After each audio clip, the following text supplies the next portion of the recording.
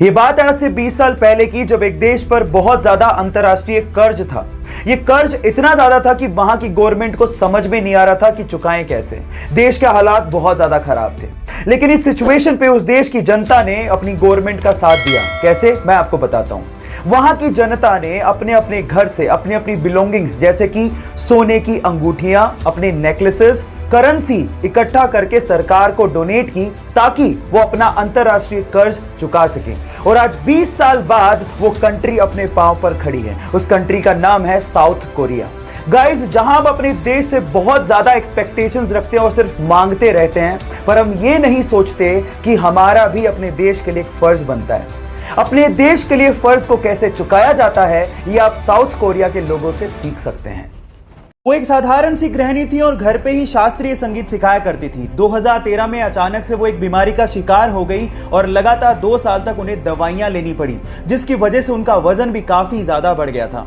लेकिन वो लाइफ में कुछ करना चाहती थी, इसके लिए ही घर के पास उन्होंने एक जिम को ज्वाइन किया और 7 ही महीने में उन्होंने अपना 24 किलो वजन कम किया और वो एक ट्रेनर भी बन गई।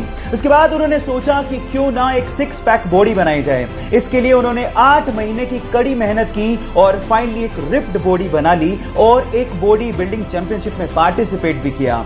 गाइस, इस उम्र में ऐसा करना वाकई में बहुत बड़ी बात है। गाइस, मैं बात कर रहा हूं किरण देम्बला की, जो आज बहुत सारी महिलाओं के लिए इंस्पिरेशन से कम नहीं है।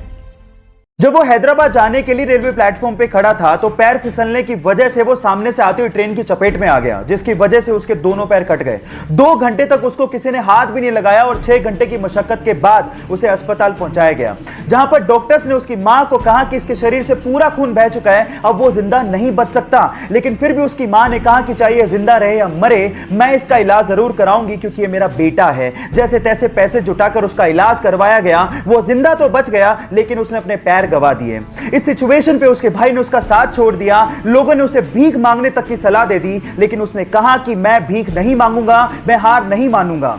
उसने जिम ज्वाइन किया, अपनी बॉडी बनाई, वीडियोस अपलोड की और बहुत सारे लोगों के लिए एक मिसाल बन गया। उसका नाम है देव मिश्रा, जिसने हमें यह सिखाया कि जिंदगी हौसले से जी जाती है। एक सुपर हीरो मूवी में हीरो के किरदार की बजाय अगर विलेन का किरदार आपके दिलो दिमाग पे छा जाए तो आप सोच लीजिएगा कि विलेन ने कितनी मेहनत की होगी। सिर्फ एक जोकर विलेन के किरदार के लिए वो 45 दिन तक होटल के कमरे में बंद रहा। इनफैक्ट उसने जोकर के मेकअप का डिजाइन भी खुद ने किया और एक मूवी के सीन में उसने हीरो को रियली उसे मारने को कहा ताकि सब कुछ रियल लगे। उसने इस कैरेक्टर में इतनी जान डाल दी थी कि वो greatest villain of all time कहलाया। और इस किरदार को निभाने के बाद उसे golden globe award, Oscar award तक दिए गए, लेकिन उसे रिसीव करने के लिए वो जिंदा ही नहीं था। कहा ऐसा जाता है कि ड्रग की ओवरडोज की वजह से फिल्म रिलीज से 2 महीने पहले ही उसका देहांत हो गया। अगर आप उस सुपर एक्टर का नाम जान गए हो तो एक बार चैट सेक्शन में उसका नाम लिखना मत भूलिएगा।